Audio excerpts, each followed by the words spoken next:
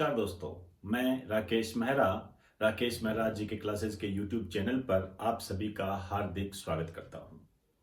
आज इस YouTube channel पर मैं आपके कांस्टेबल के जो एग्जाम होने जा रहे हैं उसके संबंध में जो राजस्थान का जो करंट है उसके टॉप पॉइंट आपको बताने जा रहा हूं। टॉप पॉइंट का मतलब ये है कि वो जो एग्जाम में आने की पूरी उम्मीद रखते हैं। ध्यान रखें, मैं यहां पर एक शब्द इस्तेमाल कर रहा हूं, उम्मीद। हमारा एक प्रयास होता है कि वो बातें आपको बताई जाए जो एग्जाम में आने के जिनके चांस ज्यादा होते हैं, संभावना ज्यादा होती है। तो उसी को आधार बनाकर मैंने ये लेक्चर तैयार किया है।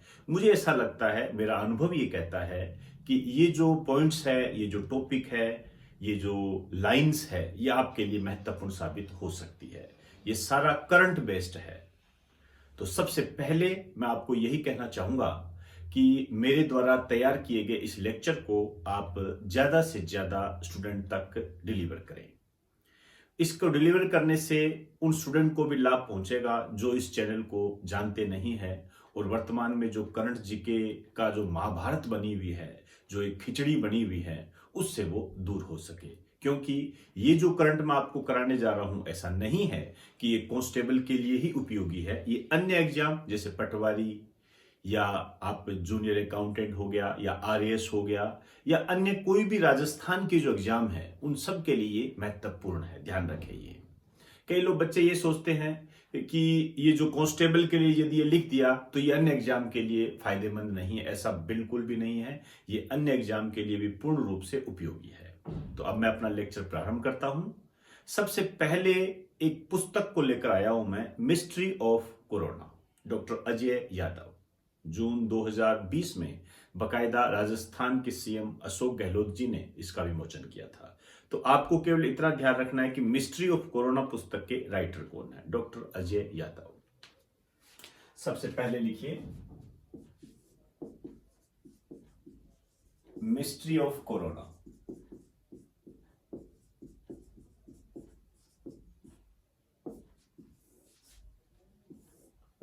इसकी जो राइटर है डॉक्टर अजय यादव, ये पुस्तक है और इसके जो राइटर है डॉक्टर अजय यादव है। दूसरा पॉइंट लिखिए, राजस्थान में जून 2020 में 16 नगर पालिकाओं का गठन हुआ। 16 नगर पालिकाओं का गठन हुआ। टोटल 16 नगर पालिकाएं नई बनी। क्लियर? तो अब आप देख लीजिए, राजस्थान में जो नगर निकाय है पहले 196 थे। 196 थे। अब इनकी संख्या, अब इसमें 16 जोड़ दीजिए, कितना हो जाएगा? अब आप देखिए, वर्तमान में कुल नगर निकाय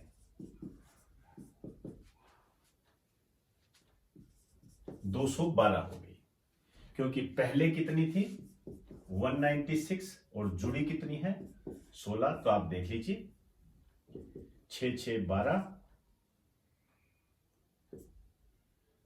212 ऐसे है। तो ये ध्यान रखना है कि राजस्थान में कुल नगर निकाय 212 है आज की डेट में। ध्यान रखना, ये पहले कितनी थी? 196 थी। बदलाव किस में हुआ है? नगर पालिका में। कितनी नगर पालिकाएं ऐड हुई है? 16। कब हुई है? जून 2020 में। क्लियर? अब मैं थोड़ा सा और इसको विस्तार दे देता हूं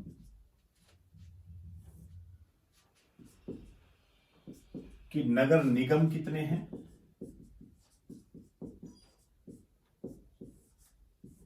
बड़ी बड़ी नगर निगम होती है।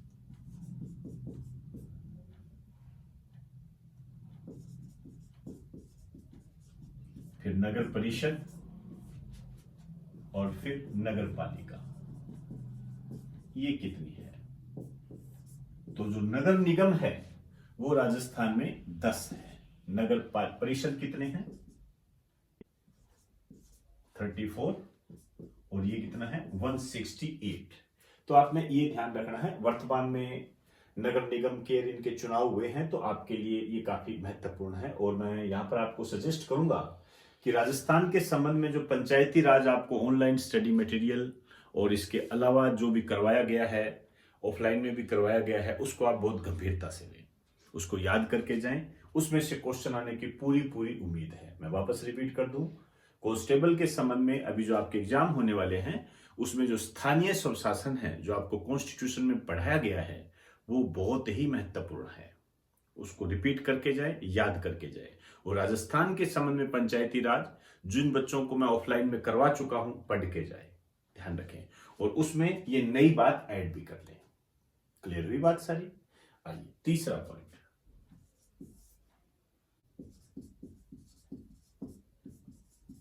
पोषण वाटिका अभियान। ये जो अभियान चला था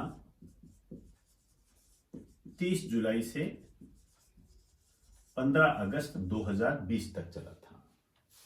और ये जो चलाया गया था राजस्थान के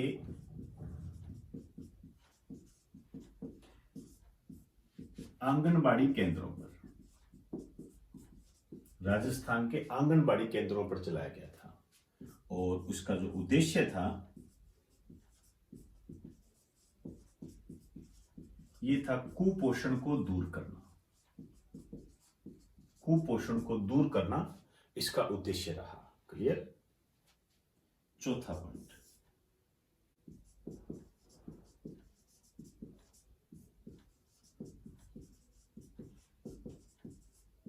राजस्थान ओलंपिक संघ के अध्यक्ष, नए अध्यक्ष बने हैं। हालांकि पहले भी यही थे, लेकिन इस टाइप के क्वेश्चन बहुत बनते हैं। जनार्दन सिंह गहलोत। क्लियर?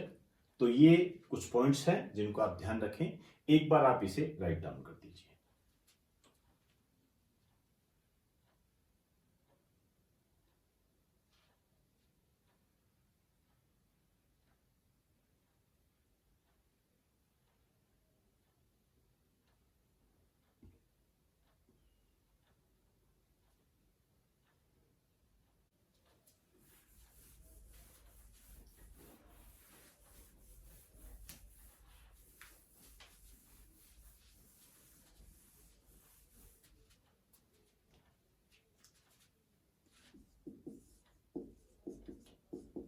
इंडिया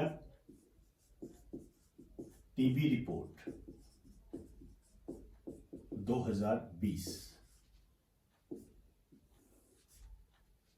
ये नई रिपोर्ट है। टीबी से संबंधित, टीबी बीमारी होती है, आप जानते ही हो। इसको जारी किया है केंद्रीय स्वास्थ्य मंत्रालय के द्वारा।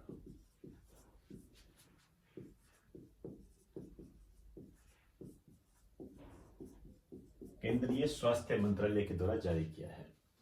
और इसमें टीबी रिपोर्ट में सबसे ज्यादा जो ग्रसित रोगी है, उनमें राजस्थान टॉप 5 में शामिल है।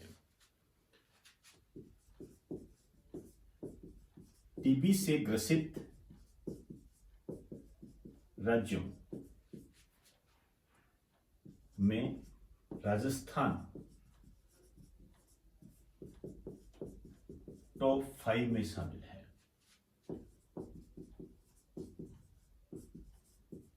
टॉप 5 में शामिल है राजस्थान। पहले नंबर पर कौन है? यूपी, महाराष्ट्र, मध्य प्रदेश। और चौथा नंबर है, उसमें क्या है? राजस्थान और बिहार एक साथ लिए गए हैं। और दोनों में जो केस मिले हैं, टीबी के जो केस मिले हैं, वो 7-7% है। 7-7%। आपने ये भी ध्यान रखना है कि राजस्थान में टीबी के कितने केस पाए गए हैं रिपोर्ट के आधार पर? 7%। ऐसे क्वेश्चन पूछे जाते हैं। बिहार में भी कितने पाए गए हैं? 7%। ऐसा कौन सा राज्य है जिसमें राजस्थान के समान टीबी ग्रसित प्रतिशत पाया गया है? ऐसा कौन सा राज्य है जिसमें राजस्थान के समान टीबी ग्रसित रोगी प्रतिशत पाया गया है? बिहार। ध्यान रखें, मोस्ट इंपोर्टेंट ऐसे बनेगा। और टीबी उन्मूलन योजना के तहत गुजरात पहले नंबर पर है। एक लाइन लिख दीजिए, राष्ट्रीय टीबी उन्मूलन योजना में फर्स्ट, पहले नंबर पर गुजरात है और दूसरे नंबर पर आंध्र प्रदेश है, तीसरे नंबर पर हिमाचल प्रदेश है। एक बात और ध्यान रखना, अच्छा पॉइंट है, केंद्र सरकार ने टीबी उन्मूलन का लक्ष्य कौन सा रखा है? केंद्र सरकार के द्वारा भारत में टीबी उन्मूलन का लक्ष्य 2025 रखा है। ध्यान रखना, टीबी के बारे में बहुत सारी जानकारियां मैं पहले ही उपलब्ध करवा चुका हूं, बकायदा जब हम साइंस पढ़ते हैं तब भी करवाता हूं। तो यहां मैं टीबी के बारे में बात नहीं करने जा रहा हूं। गरीबों का रोग है, माइकोबैक्टीरियम ट्यूबरकुलोसिस इसके बैक्टीरिया का नाम होता है और काफी क्वेश्चन बनते हैं, टीबी दिवस वगैरह सब आपको बताए जा चुके हैं। आप उन्हें बहुत ही एहतियात तरीके से सावधानी पूर्वक पढ़ के जाएं और बगैर कंफ्यूजिंग पढ़ें उसको और उसमें ये बातें ऐड कर लें। ये अपने आप में महत्वपूर्ण है, ध्यान रखना। ये आपका टॉपिक तभी कंप्लीट होता है जब आप टीबी के बारे में पूरी जानकारी रखते हो। यहां मैं समय की मांग के आधार पर इसको बताने में असमर्थ हूं, तो लेकिन मैंने आपको पहले बता चुका हूं, इस कारण से मेरी ड्यूटी पूरी हो चुकी है। आइए अब छठा पॉइंट,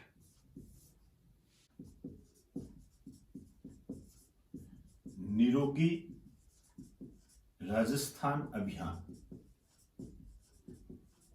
निरोगी राजस्थान अभियान, देखिए पिछले वर्ष 13 दिसंबर 2019 को सरकार का एक वर्ष पूरा हुआ था, अशोक गहलोत सरकार का। तो उस टाइम ये अभियान प्रारंभ किया गया था।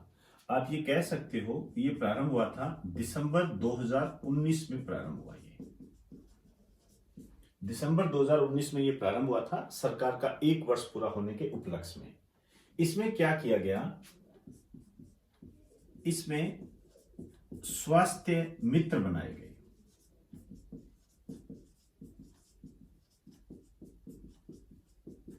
स्वास्थ्य मित्र बनाए गए। अब देखिए ये स्वास्थ्य मित्र कौन थे, कैसे चुने गए, उनकी बात करते हैं। देखिए ये स्वास्थ्य मित्र जो चुने गए ये कौन थे? प्रत्येक राजस्व गांव से एक पुरुष व एक महिला, एक पुरुष व एक महिला। और शर्त क्या रखीगी, इनकी जो आयु है ये 40 वर्ष से अधिक, 40 वर्ष से ज्यादा वालों को स्वास्थ्य मित्र बनाया गया। उद्देश्य, इनका उद्देश्य क्या है? देखिए केंद्र और राज्य सरकार की जो स्वास्थ्य योजनाएं हैं उनको जन जन तक पहुंचाना। देखिए केंद्र व राज्य सरकार की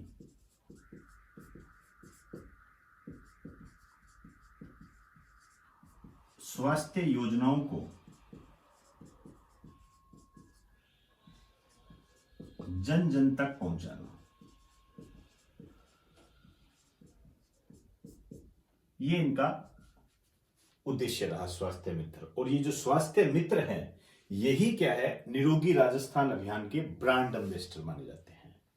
तो यही क्या है, निरोगी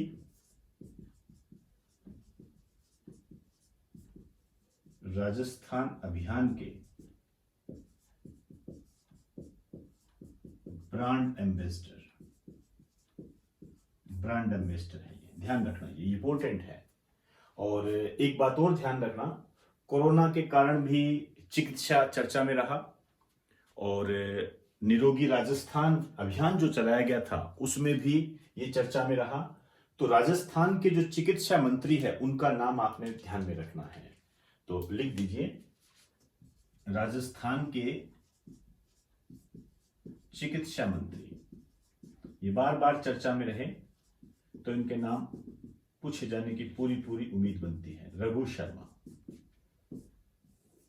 इसको लगा दीजिए मोस्ट इंपॉर्टेंट।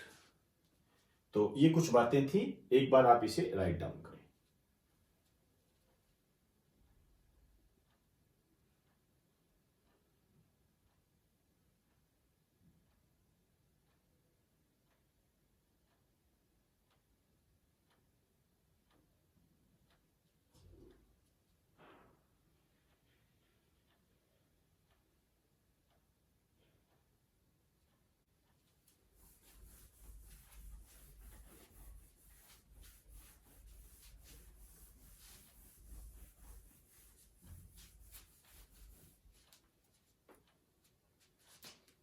नेक्स्ट लिखिए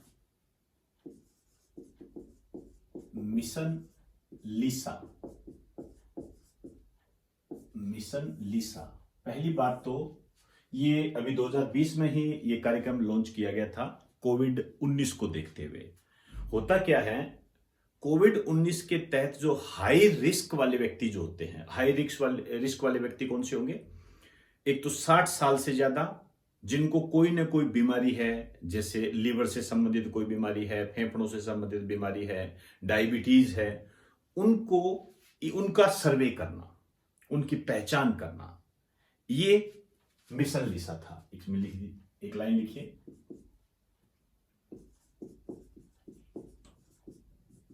कोरोना वायरस के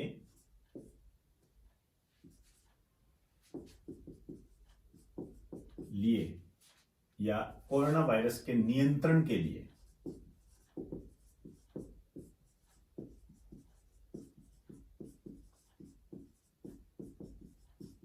हाई रिस्क ग्रुप की पहचान करना। हाई रिस्क ग्रुप की पहचान करना। अब ये जो हाई रिस्क ग्रुप है, इसमें कौन आएगा? 60 वर्ष से अधिक उम्र का व्यक्ति जो किसी बीमारी से ग्रसित है।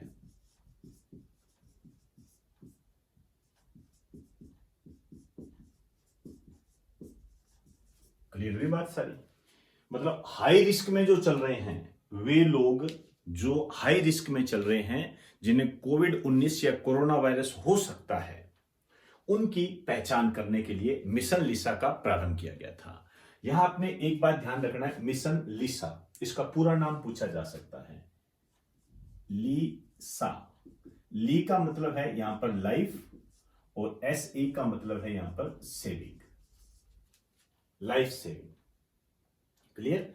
एक इससे संबंधित ऐप भी है,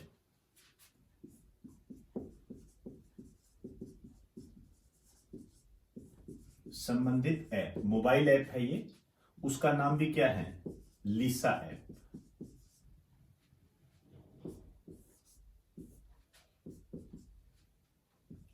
इसके माध्यम से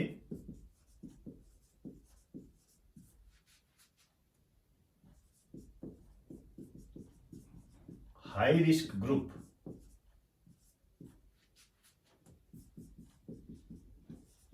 कोविड-19 से संबंधित का ऑनलाइन, या आप डिजिटल कह सकते हो, ऑनलाइन या डिजिटल रूप से सर्वे व स्क्रीनिंग की जा रही है। तो लीसा एक मोबाइल ऐप है जिसके माध्यम से जो हाई रिस्क ग्रुप के जो व्यक्ति हैं कोविड-19 से संबंधित है, उनका सर्वे व स्क्रीनिंग की जा रही है ऑनलाइन, डिजिटल रूप से। और मिशन लीसा क्या है? उन व्यक्तियों की पहचान करना, उन लोगों की पहचान करना जो कि कोरोना वायरस के संदर्भ में हाई रिस्क में आते हैं। अब हाई रिस्क में कौन आएगा?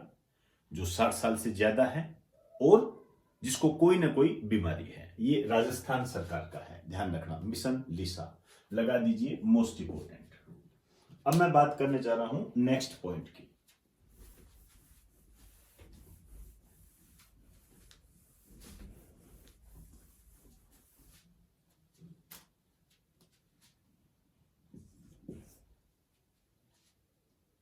मनरेगा की बात करूंगा मैं।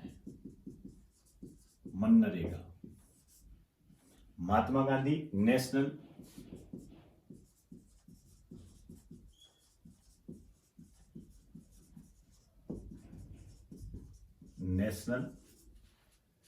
रूरल एम्प्लॉयमेंट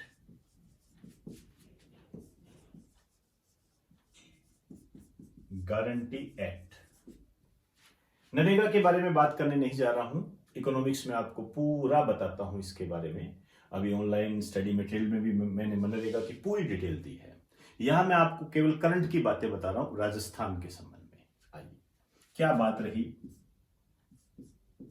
लेटेस्ट क्या रहा। इस योजना के तहत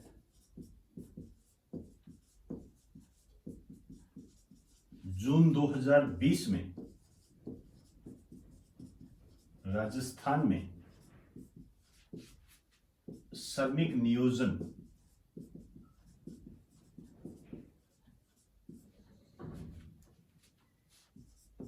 प्रतिदिन 50 लाख से अधिक हो गया। 50 लाख से अधिक हो गया। मतलब नरेगा ने जो राजस्थान में जो श्रमिक वर्ग है उसको बहुत ज्यादा रोजगार दिया, इसके कहने का मतलब ये है। और मजेदार बात यह है, महत्वपूर्ण बात यह है कि इस दृष्टि से राजस्थान भारत का पहला राज्य बना। आप ये भी कह सकते हो कि सर्वाधिक श्रमिक नियोजन वाला राजस्थान भारत का पहला राज्य है। तो ब्रैकेट में लिख दीजिए, सर्वाधिक श्रम नियोजन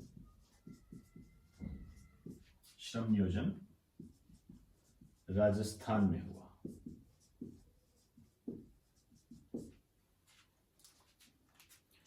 अब देखिए, कुछ मजदूरी में बढ़ोतरी की गई। नरेगा में मजदूरी में बढ़ोतरी,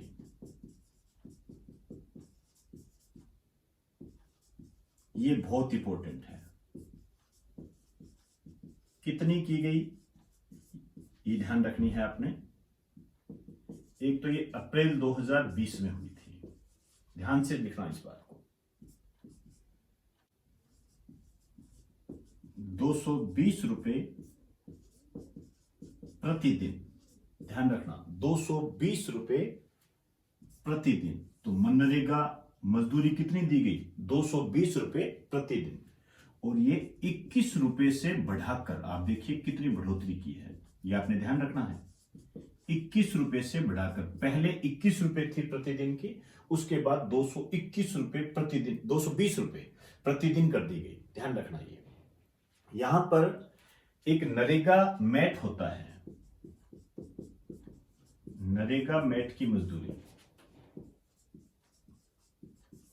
ये की गई 235 रुपए प्रतिदिन।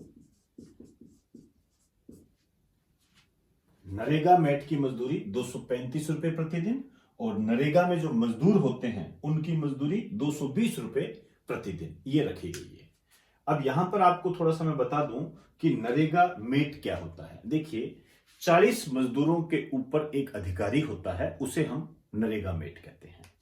तो इसके नीचे एक लाइन लिख दीजिए,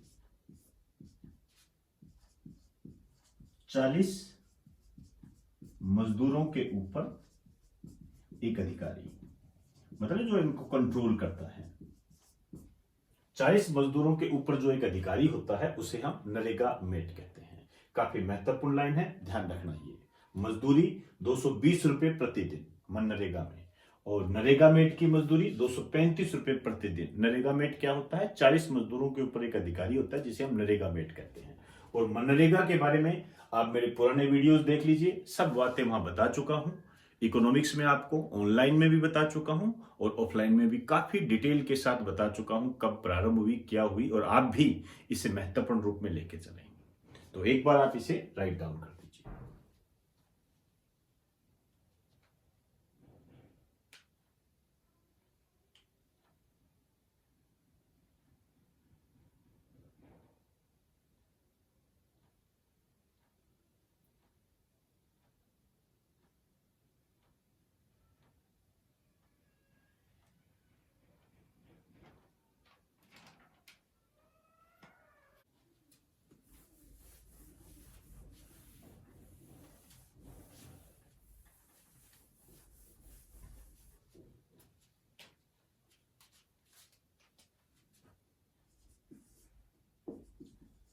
राजस्थान ने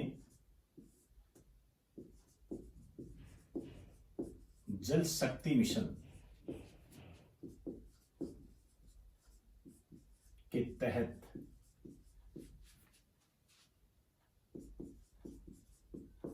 इस वित्त वर्ष में, मतलब जो मौजूदा चल रहा है अभी, 20.69 लाख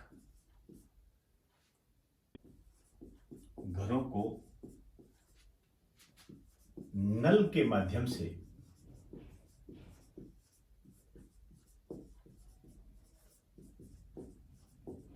पानी देने की योजना बनाई है।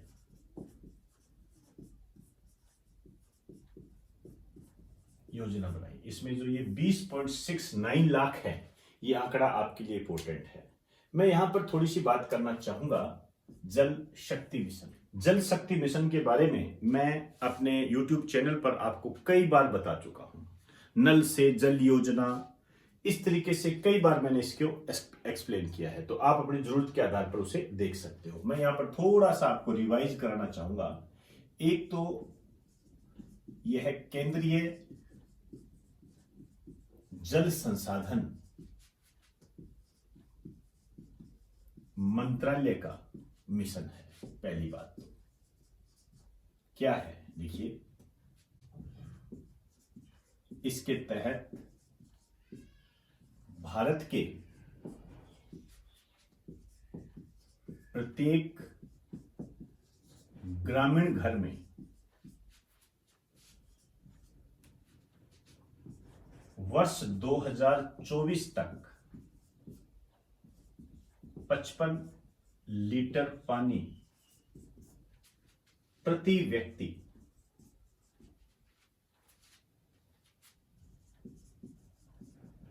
उपलब्ध करवाने का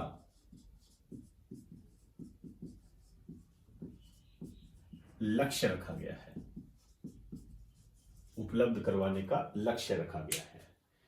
अब यहां रखना, कुछ बातों को आपने अपने दिमाग में रखना है। कैसे? जल शक्ति मिशन एक तो ग्रामीण क्षेत्र के लिए है। पहली बात तो किसका प्रोग्राम है? केंद्रीय जल संसाधन मंत्रालय का है और ग्रामीण क्षेत्र से संबंधित है। इसका मतलब क्या निकला? शहरी क्षेत्र इसमें शामिल नहीं है। आपके क्वेश्चन बन जाता है, जल शक्ति मिशन किसके लिए है? ग्रामीणों के लिए, शहरियों के लिए, ग्रामीण व शहरियों दोनों के लिए, कुछ बीपीएल परिवारों के लिए, इस तरीके से बन जाता है। तो ध्यान रखना, केवल ग्रामीणों के लिए है। इसी तरीके से जो मैंने मनरेगा की बात की थी, ध्यान रखना ये ग्रामीणों के लिए है। इस पर तो ये क्वेश्चन बना भी हुआ है। वर्ष 2024 दूसरा क्वेश्चन ये है। यहां क्या पूछेगा आपसे? जल शक्ति मिशन का लक्ष्य क्या रखा गया है? 2024। टीबी उन्मूलन का लक्ष्य क्या रखा गया है? 2025। ये कुछ लक्ष्य है, आप पुराने पेपर देख लीजिए, क्वेश्चन आए हुए हैं। कितना पानी उपलब्ध करवाया जाएगा? 55 लीटर पानी प्रति व्यक्ति। अब ये तो सेंट्रल गवर्नमेंट का हो गया, जो कि ये भी महत्वपूर्ण है। राजस्थान से जोड़ दो। राजस्थान ने क्या किया है? कह रहा है कि इस जो मौजूदा वित्त वर्ष है उसमें हम 20.69 लाख घरों को नल के माध्यम से पानी देंगे। ये योजना बनाई है। यहां पर आपके क्वेश्चन बनता है कि राजस्थान में कितने घरों को पानी देना प्रस्तावित है जल शक्ति मिशन के तहत। तो कोई हैरत की बात नहीं है, ये आंकड़े पूछे जाते हैं। क्लियर? आइए अब मैं बात करने जा रहा हूं नेक्स्ट टॉपिक पर।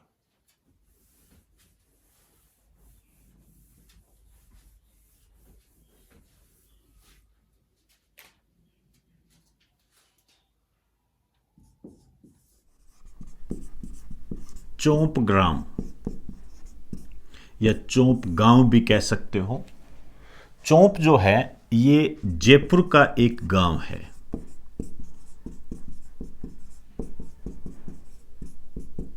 एक गांव का नाम है जो जयपुर में है। 3 बातों के कारण ये चर्चा में है।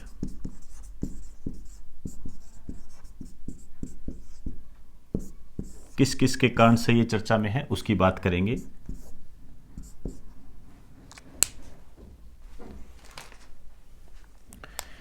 एक तो देखिए, यहां पर नॉलेज सिटी बनाई जाएगी।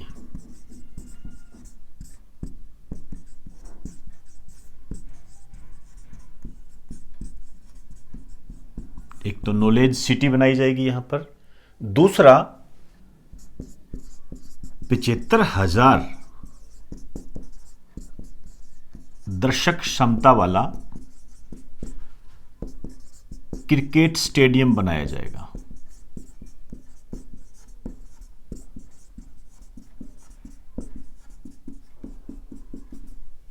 पचहत्तर हजार दर्शक क्षमता वाला क्रिकेट स्टेडियम बनाया जाएगा।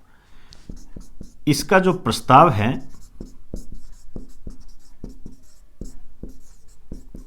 राजस्थान क्रिकेट एसोसिएशन ने बीसीसीआई को भेजा है। अब बीसीसीआई को आप जानते ही हो, भारत में क्रिकेट की सबसे बड़ी संस्था है। आरसीए राजस्थान में क्रिकेट की सबसे बड़ी संस्था है। बीसीसीआई के बारे में काफ़ी डिटेल आपको दे चुका हूँ। आरसीए के बारे में भी आपको बता चुका हूँ, राजस्थान क्रिकेट एसोसिएशन। इसके जो वर्तमान अध्यक्ष हैं इनका नाम आप ध्यान रखना, वैभव गहलोत। ये भी अपने आप में क्या है, एक अच्छा क्वेश्चन है, क्योंकि ये चर्चा में काफ़ी रहा था। इसके अलावा ये जो चोपग्राम है इसमें संविधान पार्क बनाया जाएगा।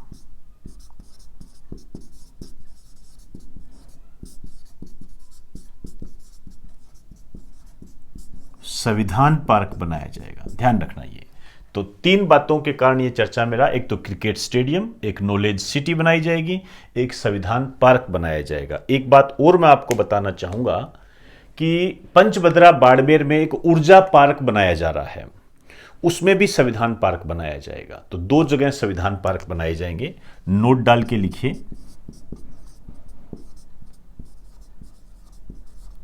पंचभद्रा बाड़मेर के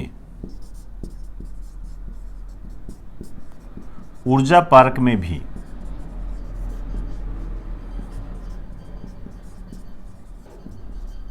संविधान पार्क बनाया जाएगा। तो ऊर्जा पार्क कहां बनाया जा रहा है? पंचभद्रा बाड़मेर में। उसके अंदर क्या बनाए जा रहे हैं? संविधान पार्क बनाया जा रहा है। संविधान पार्क और कहां बनाया जा रहा है? चोपग्राम में। तो अपने आप में ये एक महत्वपूर्ण आपके लिए टॉपिक हो गया, चोपग्राम। आपसे पूछा जा सकता है कि हाल ही में चोपग्राम काफी चर्चा में रहा, इसका संबंध राजस्थान के किस जिले से है? तो जयपुर जिले से ये संबंधित है। क्लियर? तो एक बार आप इसे राइट डाउन कर दीजिए।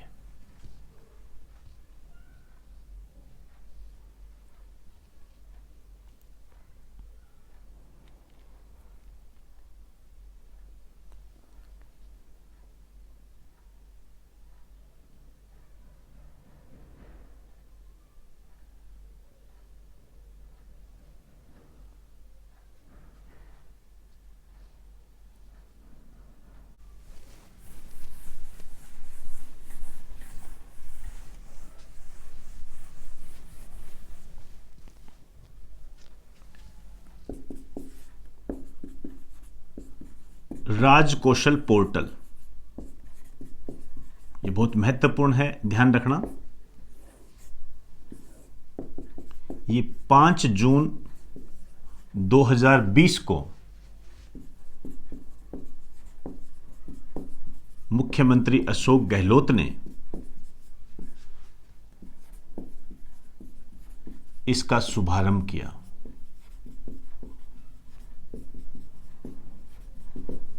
ये इंपॉर्टेंट है। ये किससे रिलेटेड है?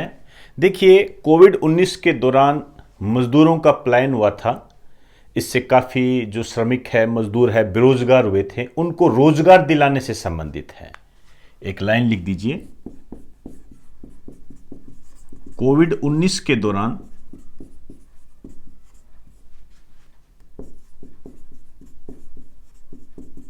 बेरोजगार हुए श्रमिकों को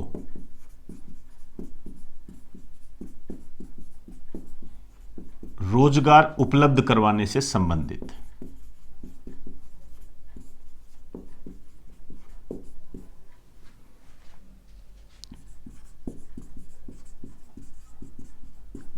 रोजगार उपलब्ध करवाने से संबंधित है, उससे रिलेटेड है ये। क्लियर? 12वां पॉइंट लिखिए,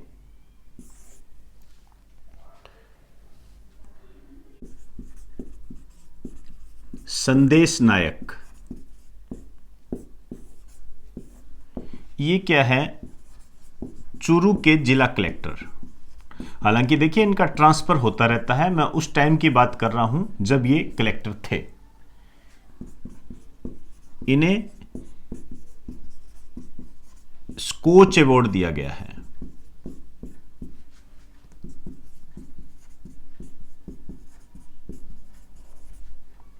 ये जो स्कोच अवार्ड है महिला सशक्तिकरण की दिशा में, वुमेन एम्पावरमेंट की दिशा में उल्लेखनीय योगदान के लिए दिया गया है। एक लाइन लिख दीजिए।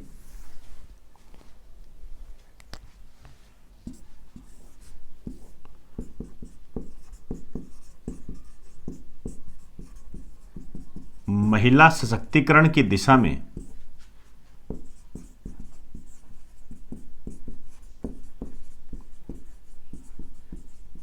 उल्लेखनीय कार्य करने के लिए।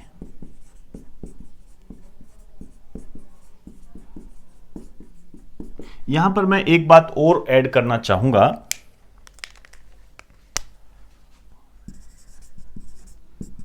अन्य चर्चित अवार्ड या पुरस्कार, इसको मैं अलग से लेके चलूंगा। आपने देखो बहुत सारे अवार्ड होते हैं, आपको महत्वपूर्ण ध्यान रखना है। इसमें पहला लिखिए वनस्थली विद्यापीठ, ये महिला शिक्षा से संबंधित है। ये निवाई टोंक में है। तो महिला शिक्षा को बढ़ावा देने के लिए इसे सुषमा स्वराज स्त्री शक्ति पुरस्कार दिया गया।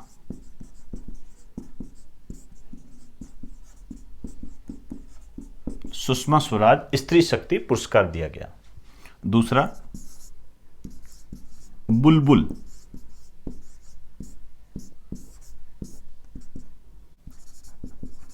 इन्हें राष्ट्रीय सेवा योजना दिवस पर एनएसएस का राष्ट्रीय अवार्ड मिला है। ये इनका पूरा नाम वैसे बुलबुल पाठक है। ये बुलबुल पाठक है ये, और जयपुर से संबंधित है ये।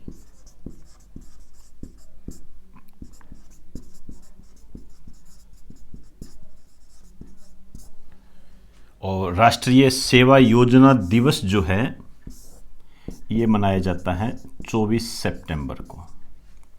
इस दिन इन्हें ये अवार्ड मिला। एक पीएसयू अवार्ड है, पब्लिक सेक्टर अंडरटेकिंग। 5वां पीएसयू अवार्ड जो है ये राजस्थान रोडवेज को मिला है, जो अपनी रोडवेज है उसको मिला है। कोरोना महामारी के दौरान 5 लाख से अधिक लोगों को अपने गंतव्य स्थान तक पहुंचाने के लिए, अपने घर पहुंचाने के लिए इन्हें राजस्थान रोडवेज को ये पीएसयू अवार्ड से सम्मानित किया गया। तो ये कुछ महत्वपूर्ण अवार्ड थे जिसकी मैंने चर्चा की। अगले पॉइंट पर मैं अभी आता हूं, इससे पहले आप राइट डाउन कर दीजिए।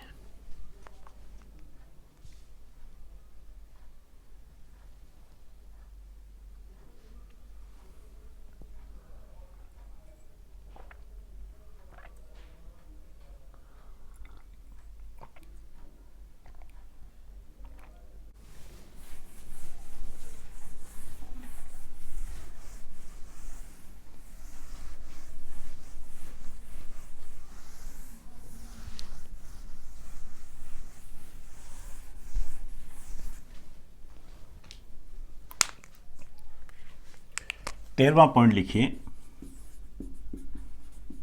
राजस्थान से निर्वाचित राज्यसभा सदस्य। देखिए इनके चुनाव हुए थे और 3 चुने गए थे जिनके बारे में मैंने YouTube चैनल पर आपको जानकारी दे दी थी। लेकिन यहां मैं इसको एक नए रूप में प्रदर्शित करना चाह रहा हूं। देखिए राजस्थान में जो राज्यसभा की सीटें हैं ये 10 है। फुल डिटेल दी थी आपको। 3 नए चुने गए हैं। देखिए, आपके क्वेश्चंस का जब आंकलन करते हैं, हम देखते हैं पुराने सालों के पेपर, तो मेरी नज़र में यहाँ पर जो आपके लिए क्वेश्चन बनता है वो ये बनता है कि राजस्थान की तरफ से राज्यसभा में कौन शामिल नहीं है। आप कह सकते हो कि राज्यसभा की जो 10 सीटें हैं जो राजस्थान से संबंधित है, उसमें कौन सदस्य शामिल नहीं है। ऐसे क्वेश्चन बहुत आ रहे हैं 3-4 साल के पेपर जब हम देखते हैं, चाहे आरएस का देख लीजिए, कौन शामिल नहीं है ये है। तो 10 नाम आपने ध्यान रखने हैं और 3 नए हैं, वो तो ध्यान रखने ही रखने हैं, और जिसकी जानकारी मैं पहले भी दे चुका हूं। आइए, कौन कौन से हैं 10 लोग। ये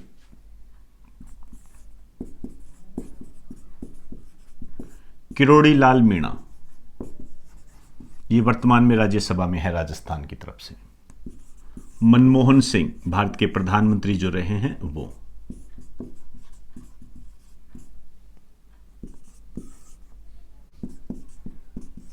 KJ अल्फोंस, इस नाम पर ध्यान दें, यहां पर एग्जामिनर स्टेज देता है। ओम प्रकाश माथुर,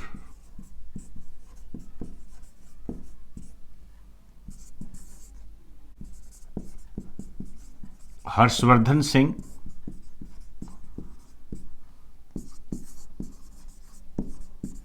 भूपेंद्र यादव, राम कुमार वर्मा। अब देखिए, 3 नए भी शामिल किए गए।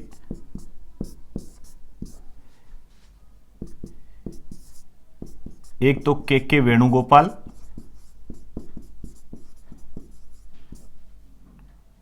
नीरज डांगी,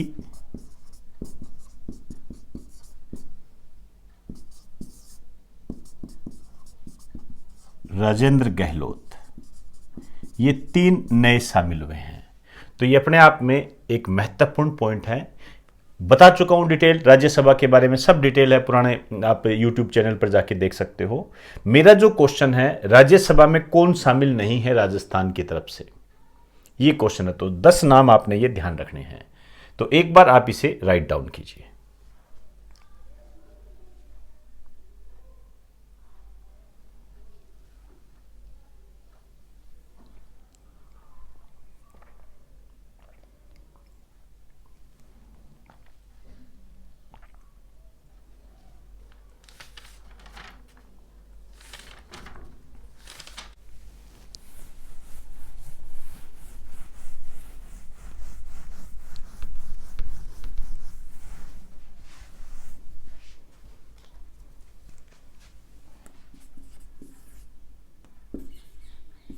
RCSC, ये इंपॉर्टेंट है, पूरा नाम पूछा जा सकता है। एक नए बोर्ड का गठन किया गया है राजस्थान सरकार के द्वारा। यह क्या करेगा, प्री प्राइमरी से लेकर कक्षा 12वीं तक डेवलपमेंट से संबंधित काम करेगा। भी कैसे इसका डेवलपमेंट किया जाए, नया बोर्ड है ये। कई बोर्ड को मिलाकर, कई विभागों को मिलाकर एक एकीकृत किया गया है ये।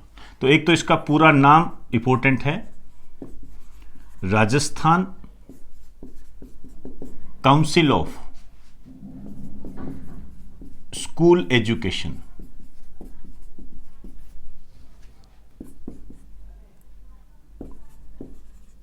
इसका जो पर्पज है, प्री प्राइमरी से 12वीं तक समेकित विकास करना, डेवलपमेंट से रिलेटेड है। समेकित विकास करना।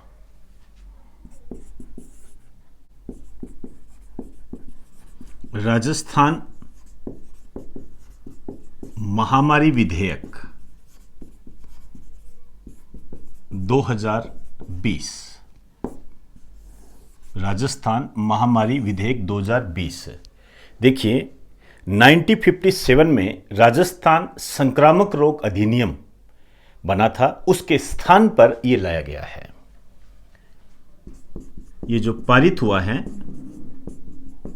24 अगस्त 2020 को, 24 अगस्त 2020 को, और राजस्थान संक्रामक रोग अधिनियम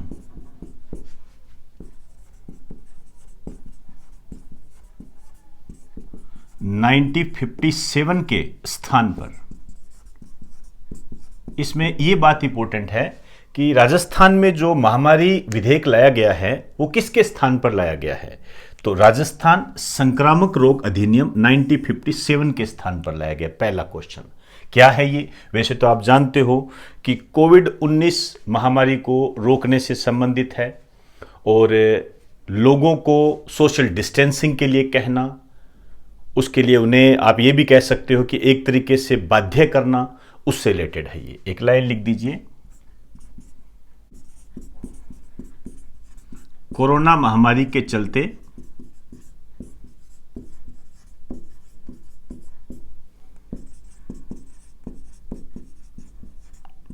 लॉकडाउन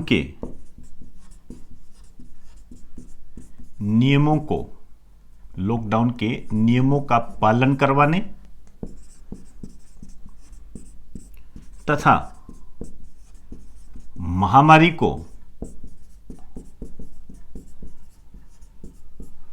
रोकने से संबंधित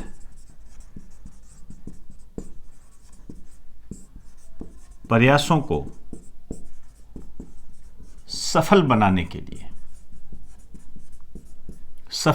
के लिए ये एक्ट है। ध्यान रखना, सोशल डिस्टेंसिंग के बारे में भी इसमें बताया गया। एक लाइन लिख दीजिए ब्रैकेट में,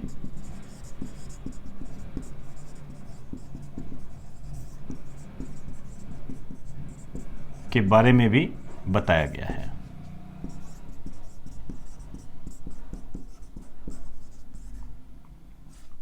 अभी देखिए, अक्टूबर 2020 में ही इसमें एक संशोधन हुआ।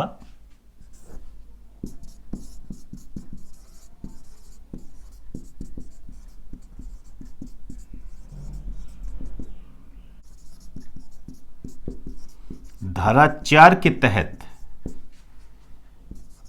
यह प्रावधान किया गया है, जो संशोधन किया गया है उसमें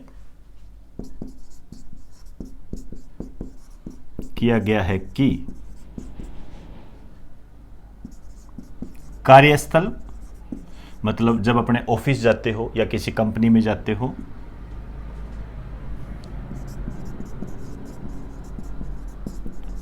सार्वजनिक व निजी वाहन, जब आप अपना प्राइवेट व्हीकल लेके जाते हो या गवर्नमेंट की बस में जाते हो, तो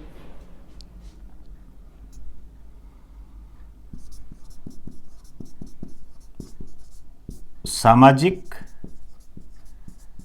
राजनीतिक व आम समारोह में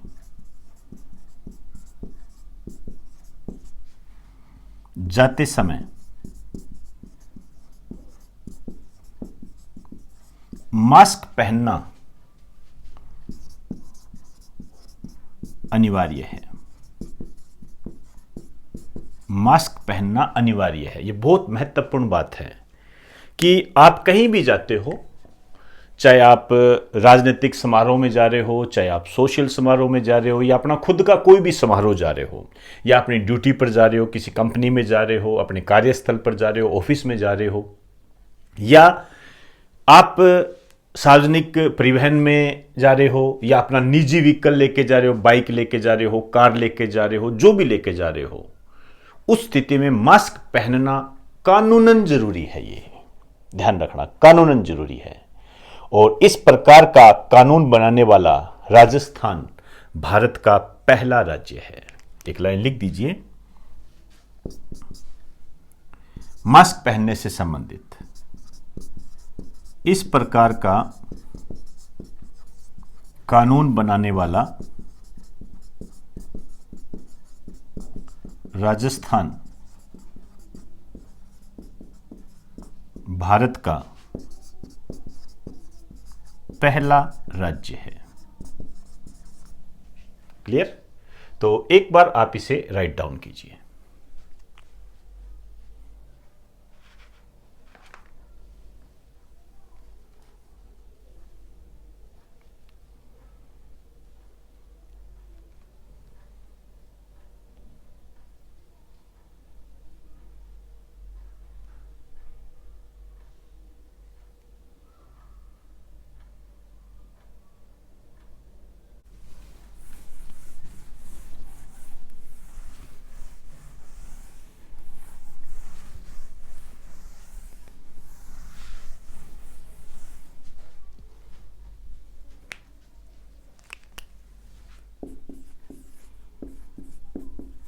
ग्राम रक्षक।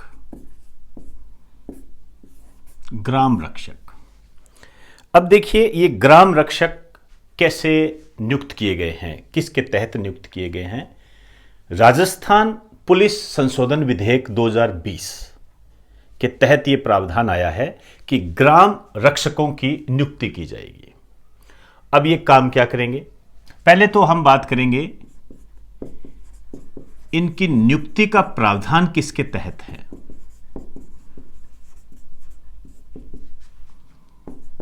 राजस्थान पुलिस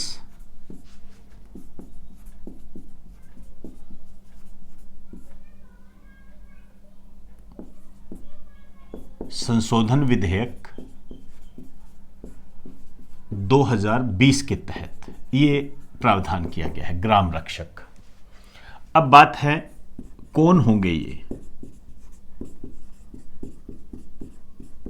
कौन होंगे। ग्राम रक्षक है मतलब गांव से संबंधित है, तो स्थानीय निवासी, मतलब आप कह सकते हो गांव का ही होगा, गांव का होगा स्थानीय निवासी। और 8वीं पास होना चाहिए, 8वीं कक्षा उत्तीर्ण होनी चाहिए। एक तो ये बात हो गई। अब इसका कार्यकाल कितना होगा, कितनी अवधि होगी कि ये काम करेगा। 2 वर्ष की अवधि तक ये काम करेगा ग्राम रक्षक। अब बात आती है क्या काम करेगा, इसका उद्देश्य क्या है। यह क्या करेगा, पुलिस और आमजन के मध्य एक कोऑर्डिनेशन स्थापित करेगा, समन्वय स्थापित करने का काम करेगा। उद्देश्य लिखिए, राजस्थान पुलिस व आमजन के मध्य, मतलब गांव के निवासी,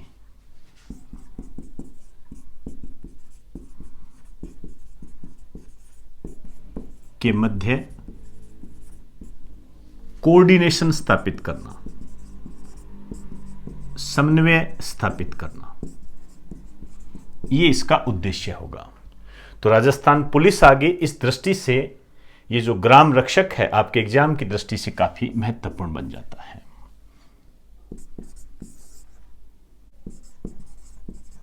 स्वच्छता सर्वेक्षण 2020, मैं यहां पर एक तो ये बात करने जा रहा हूं टॉप 3 कौन से हैं, सबसे ज्यादा स्वच्छ कौन से हैं। तो मैंने पहले बताया भी था, इंदौर पहले नंबर पर है, दूसरे नंबर पर सूरत है, तीसरे नंबर पर नवी मुंबई है। लेकिन मैं यहां पर आपको राजस्थान से जोड़ने का प्रयास करूंगा कि राजस्थान में क्या स्थिति है, ये आपको ध्यान रखना है।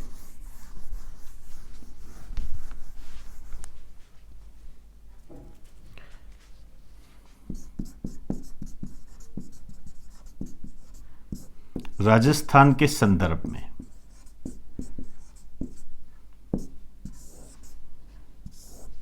एक तो हमें यह ध्यान रखना है कि स्टेट रैंकिंग में राजस्थान का कौन सा स्थान है।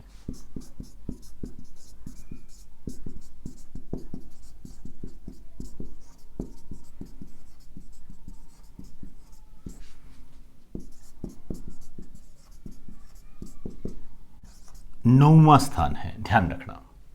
सुधार हुआ है, ब्रैकेट में लिखना। इससे पहले 11वां स्थान था। तो आपने केवल इसी के दायरे में बात करनी है। भाई 2 अंकों में सुधार हुआ, ज्यादा से ज्यादा आपको कितना भी कंफ्यूज कर ले, आपसे यही कहेगा कि राजस्थान ने कितने अंकों में सुधार किया है। तो 2 अंकों में सुधार किया है, 9वें स्थान पर आ गया, पहले 11वां था। अब देखिए इसमें जो जयपुर का स्थान है वो है 28वां, इसमें भी सुधार हुआ है। 28वां स्थान है पूरी रैंकिंग में। जैसे इंदौर का पहला है ना, तो जयपुर का 28वां है। लेकिन राजस्थान के सभी शहरों में पहला स्थान जयपुर का है। ध्यान से सुनिए, राजस्थान के सभी शहरों में जयपुर का पहला स्थान है। राजस्थान देखोगे तो जयपुर का पहला, ओवरऑल इंडिया देखोगे तो जयपुर का 28वां। तो इसके आगे लिखिए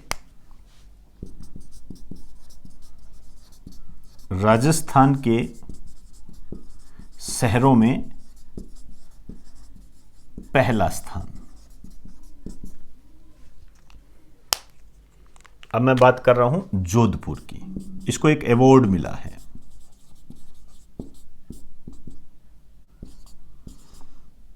29वीं रैंक है। इसको क्या है,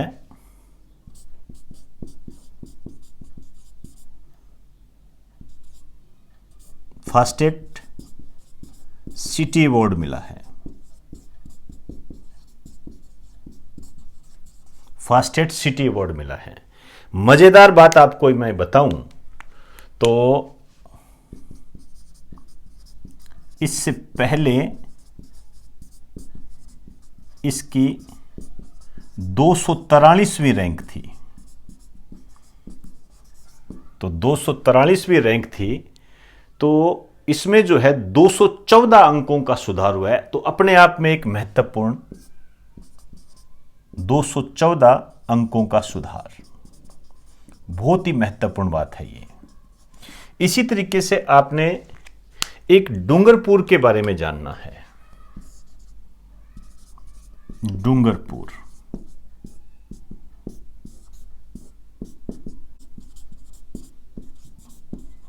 सिटीजन फीडबैक का अवार्ड मिला है इसे। ये थोड़ा सा एक बार चेंज करना, आप शब्द में थोड़ी गड़बड़ी हो गई।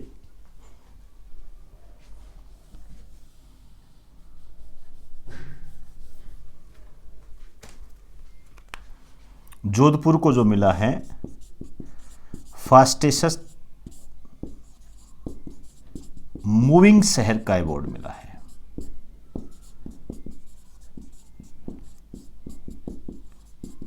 ये ध्यान रखना, फास्टेस्ट मूविंग शहर का जोधपुर का ध्यान रखना है, और जयपुर पहले स्थान पर है।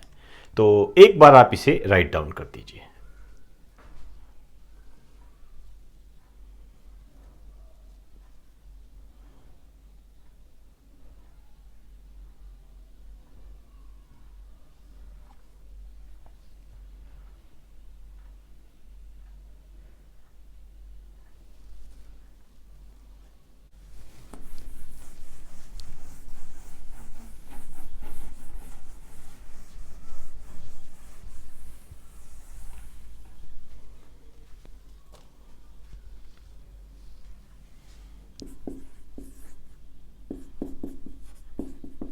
गनिंग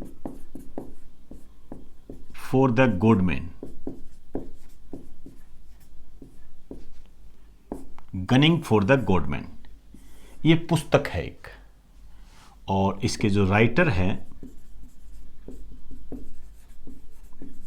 अजय पाल लांबा। ये आईपीएस अधिकारी है। ये पुस्तक भी इंपॉर्टेंट है अपने आप में। कारण यह है कि ये आसाराम बापू पर आधारित है, और इसकी लॉन्चिंग पर कोर्ट ने प्रतिबंध लगाया है। इस कारण से ये चर्चा में है। एक लाइन लिख दीजिए, यह है आसाराम बापू पर आधारित पुस्तक है।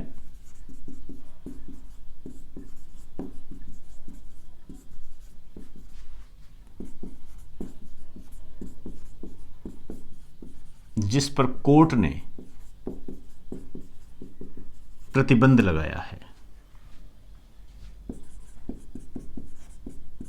प्रतिबंध लगाया है। क्लियर? नेक्स्ट, देववाणी ऐप है। ये नाम से ही देख लीजिए, देववाणी वे ऐप है। देवताओं की वाणी, जैसे इसमें संस्कृत शास्त्र, जैन शास्त्र, वेद, दर्शन पर आधारित ऐप है ये। ओवरऑल आप कह सकते हो शिक्षा से संबंधित है ये देववाणी ऐप।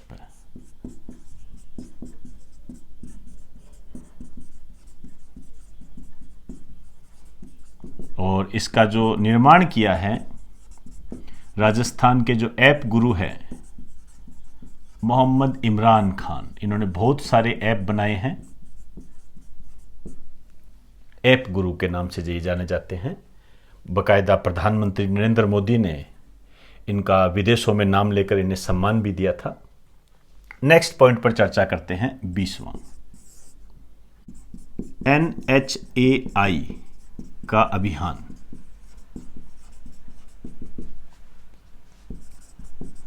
हरित क्रांति संकल्प अभियान। हरित क्रांति संकल्प अभियान।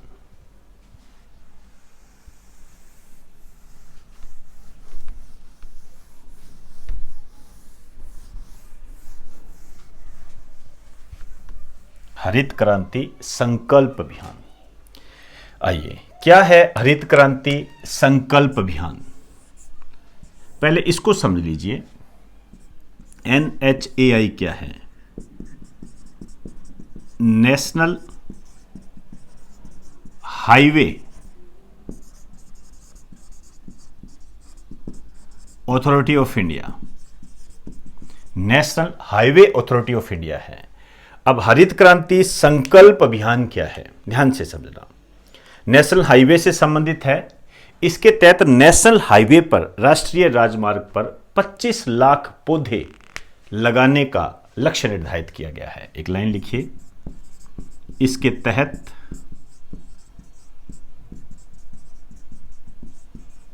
नेशनल हाईवे पर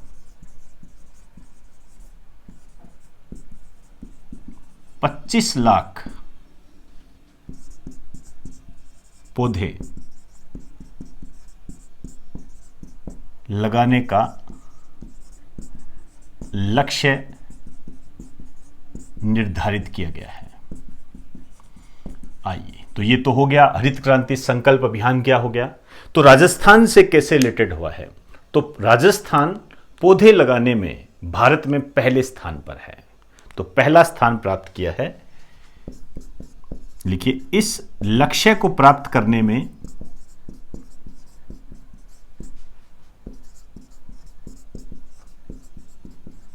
राजस्थान को पहला स्थान प्राप्त हुआ है। तो हरित क्रांति संकल्प अभियान का संबंध किससे है? नेशनल हाईवे पर पौधारोपण से संबंधित है।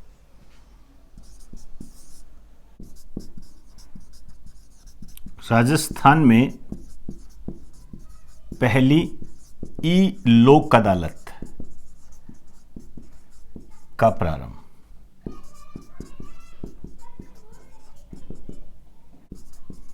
बाईस अगस्त 2020 को नालसा प्रोजेक्ट के तहत प्राप्त हुई है। नालसा प्रोजेक्ट के तहत प्राप्त हुई है। तो राजस्थान को ई लोक अदालत मिल चुकी है। ध्यान रखें, थोड़ा सा नालसा के बारे में जान लीजिए। ये क्या है? NA से बनेगा national legal service authority. National legal service authority. एक बार आप इसे राइट डाउन कीजिए।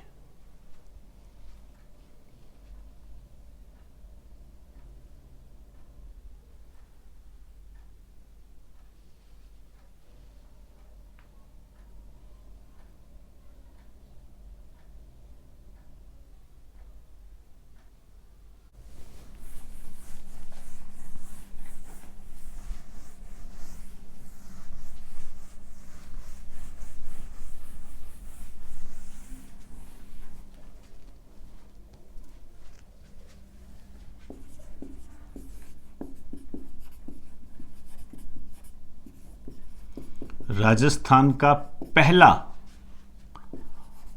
ऑक्सीजोन, इसको ऐसे लिखा जाता है ऑक्सीजोन।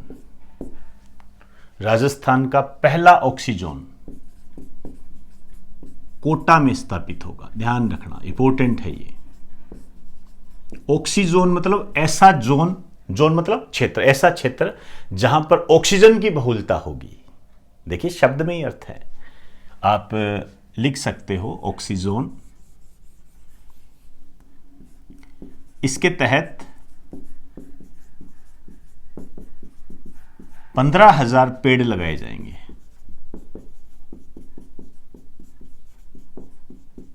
15,000 पेड़ लगाए जाएंगे। Next,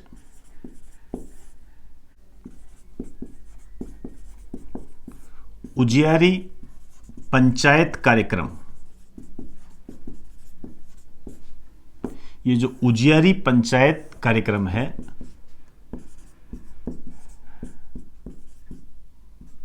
drop out free panchayat से संबंधित है।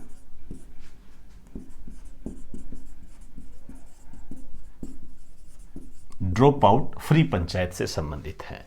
उजियारी पंचायत, क्वेश्चन सीधा बनता है कि उजियारी पंचायत का संबंध किससे है? Drop out free panchayat.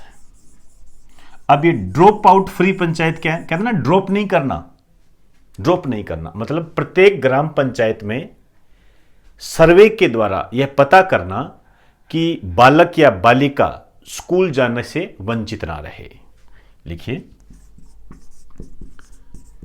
प्रत्येक ग्राम पंचायत में सर्वे के माध्यम से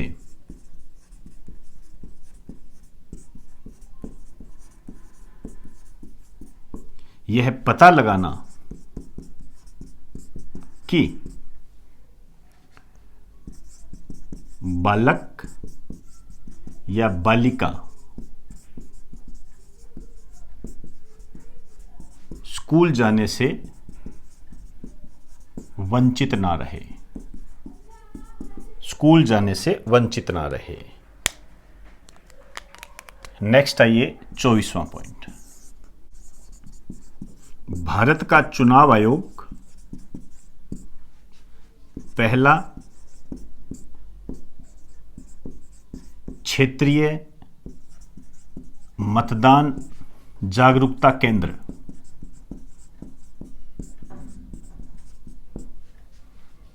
जयपुर में स्थापित करेगा। तो भारत का जो चुनाव आयोग है, आप जानते हो मुख्य चुनाव आयुक्त जो है, ये पूरा लिखिए, भारत का चुनाव आयोग। सुनील कुमार अरोड़ा भारत के मुख्य चुनाव आयुक्त है, ध्यान रखें ये। और मैं एक लाइन लिखा भी देता हूं, हालांकि चुनाव आयोग के बारे में पूरी डिटेल दे चुका हूं।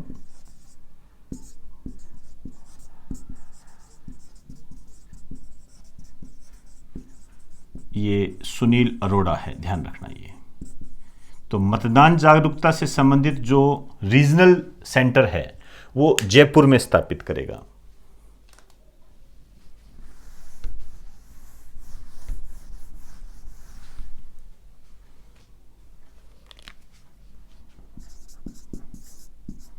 राजस्थान राज्य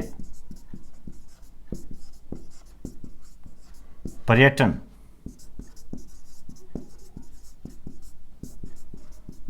सलाहकार समिति के अध्यक्ष, ध्यान रखना ये इंपॉर्टेंट है, आने लायक क्वेश्चन है। राजस्थान में पर्यटन को बढ़ावा कैसे दिया जाए, एक समिति गठित की गई है अभी 2020 में ही। इसके जो अध्यक्ष है, ध्यान रखना, भारत के मुख्यमंत्री अशोक गहलोत इसके अध्यक्ष हैं।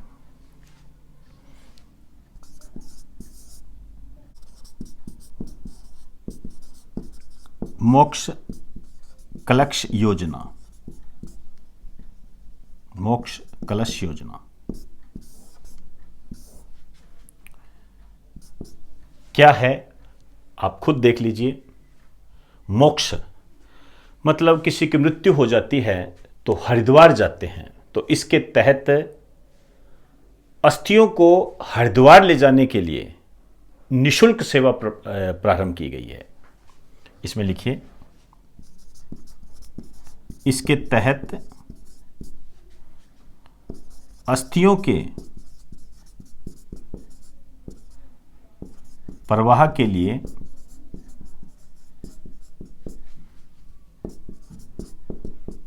निशुल्क यात्रा का प्रावधान किया गया है।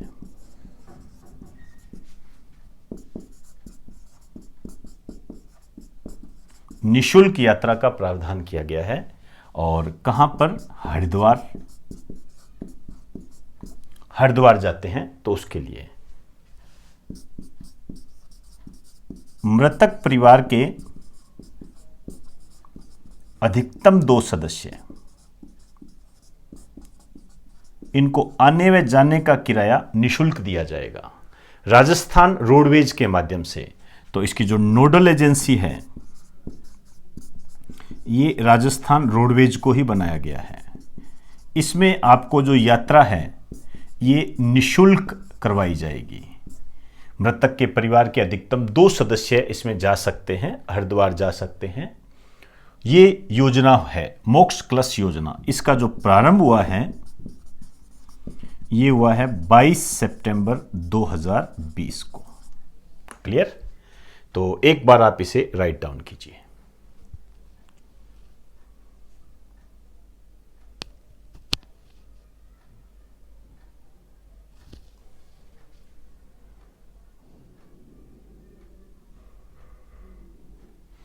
वैसे तो एक ही बात है, राजस्थान राज्य पथ परिवहन निगम, ये इसकी नोडल एजेंसी है। ये कर लीजिए आप, राजस्थान राज्य पथ परिवहन निगम इसकी नोडल एजेंसी है। क्लियर?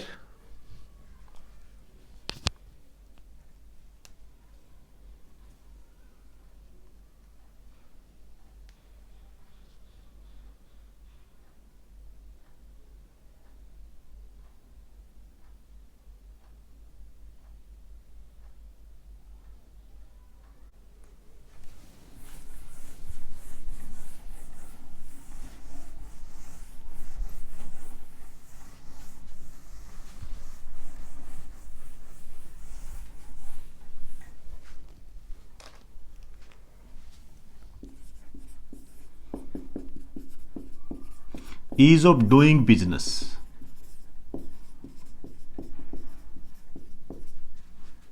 दो 2019।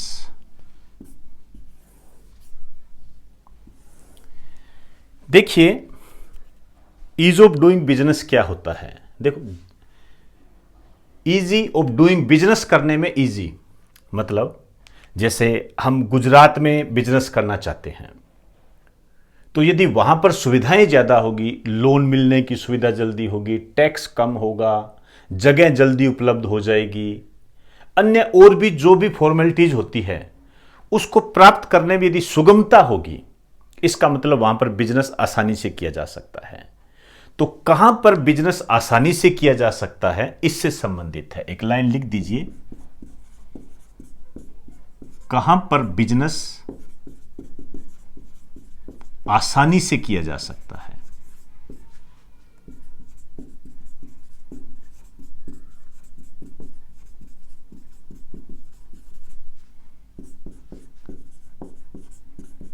इस दृष्टि से राजस्थान का स्थान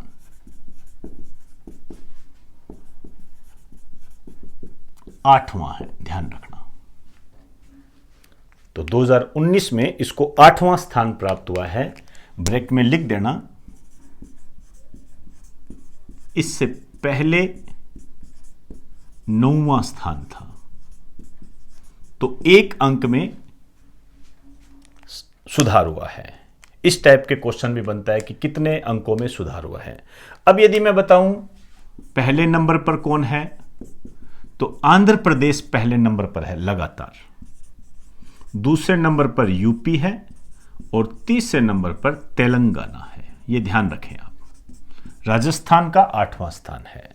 अब देखिए, प्रधानमंत्री नरेंद्र मोदी ने पत्रिका गेट का उद्घाटन किया, शुभारंभ किया। तो जो गुलाब कोठारी जी है, राजस्थान पत्रिका के संपादक, उनके 2 ग्रंथों का भी विमोचन किया। तो 2 ग्रंथ आपके लिए इंपॉर्टेंट है।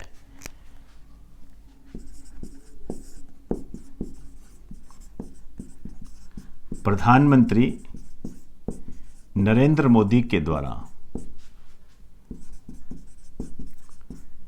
पत्रिका गेट का उद्घाटन।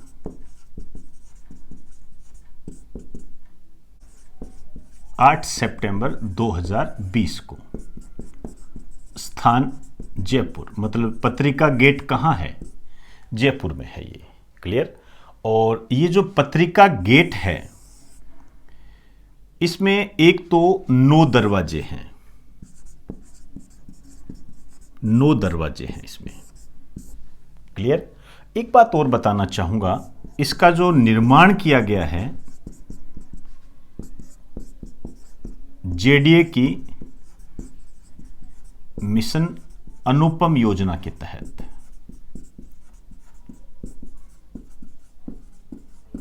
किया गया है। जेडीए आप जानते हो, जयपुर विकास प्राधिकरण।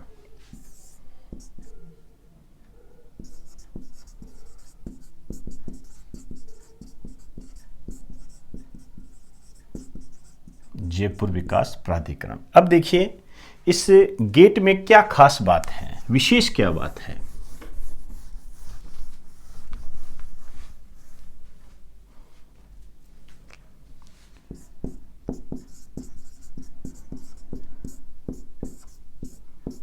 देखिए इसमें क्या है, राजस्थान के जो विभिन्न क्षेत्र है उनकी कला और संस्कृति का परिदृश्य देखने को मिलता है। एक लाइन लिख दीजिए,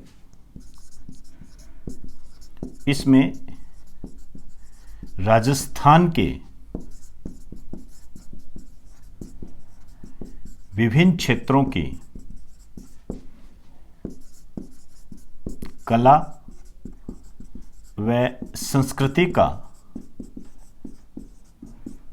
प्रदर्शन देखने को मिलता है।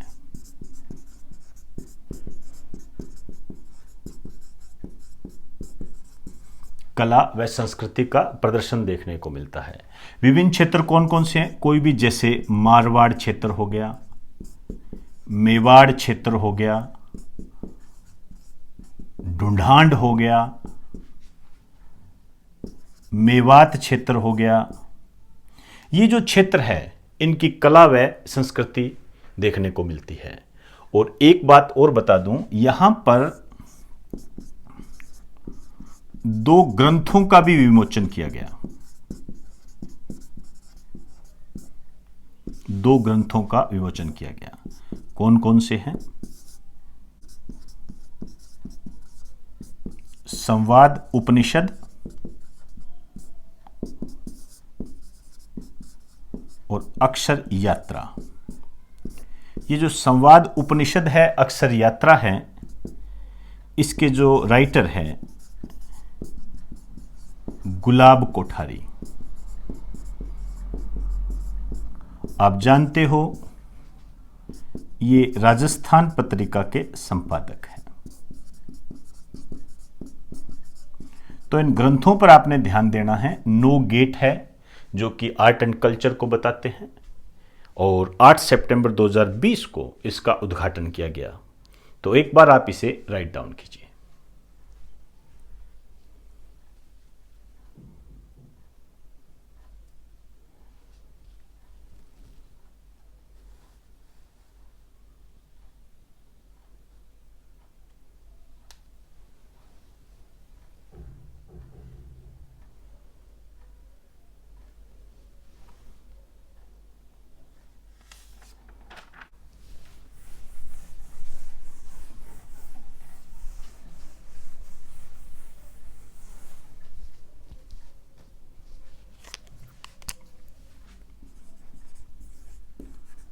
जन कल्याण पोर्टल। नाम से देखिए, जन कल्याण पोर्टल मतलब राजस्थान के प्रत्येक व्यक्ति को इसके माध्यम से राजस्थान सरकार की जो योजनाएं होती है, जो आदेश है, बैठक में क्या क्या निर्णय लिए गए हैं, उनकी जानकारी उपलब्ध होगी। एक लाइन लिख दीजिए, इसके माध्यम से राजस्थान के प्रत्येक व्यक्ति को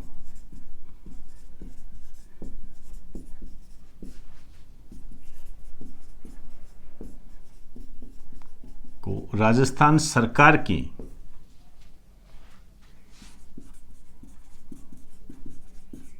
योजनाएं, परिपत्र, आदेश के बारे में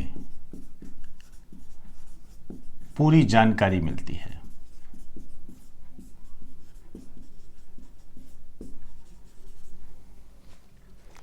नेक्स्ट लिखिए 30वां पॉइंट,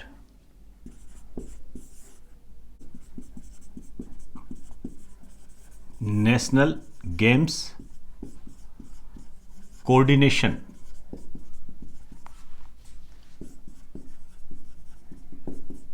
कमेटी के अध्यक्ष ये बनाए गए हैं अजीत सिंह राठौड़ को। ये जो अजीत सिंह राठौड़ है ये राजस्थान में बास्केटबॉल संघ के अध्यक्ष भी है। एक लाइन लिख दीजिए,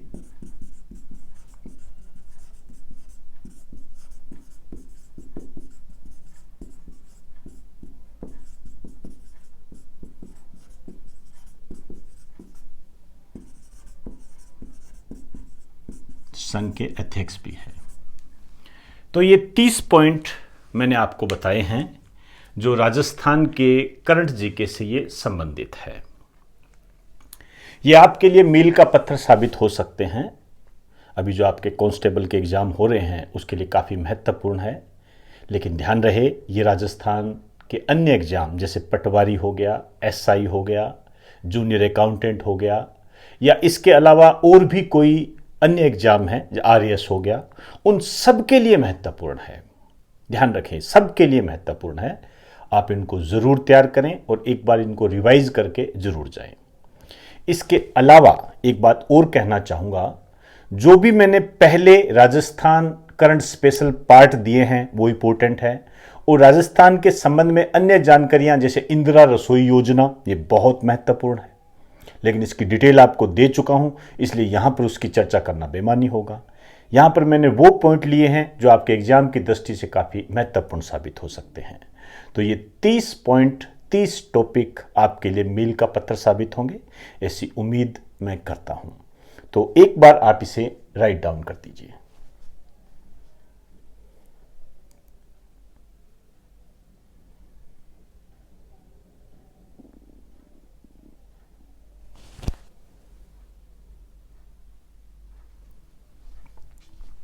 तो दोस्तों, इस लेक्चर को प्रत्येक स्टूडेंट तक आप पहुंचाए, ऐसी उम्मीद मैं आपसे करूंगा। और मेरी उम्मीद करने का जो लक्ष्य है वो यही है ताकि अन्य स्टूडेंट भी इस टॉपिक को जाने, समझें, और जो भटकाव की स्थिति होती है, जो उलझाव की स्थिति बनी हुई है, उससे दूर रहे। इससे पहले मैंने इंडिया जीके से संबंधित जो आपको लिस्ट दी थी उस पर भी जरूर गौर करें। तो इजाज़त दीजिए, आप सभी को मेरा नमस्कार। बेस्ट ऑफ लक आपको।